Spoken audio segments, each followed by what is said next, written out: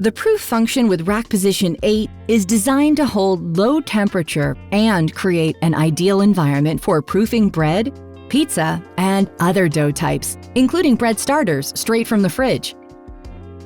After setting the rack into position 8, place the dough in an oven-proof vessel.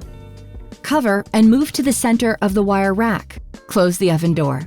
Turn the confirm dial until the triangle indicator points to the proof setting. See this left figure on the LCD screen? It shows the preset proof temperature, and the right figure indicates the preset time.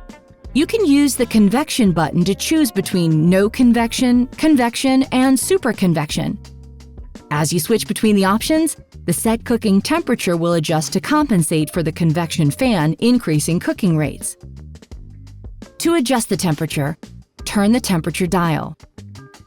Use the time dial to adjust proofing time. When you hit the Start/Stop button, you'll activate the proof function, and the oven alert will sound as the LCD turns orange. A countdown time will begin. You may also like to engage the Rotate Remind feature to be reminded to rotate your food for even cooking results. Once the proof cycle is complete, you'll hear the ding and the LCD illuminates white.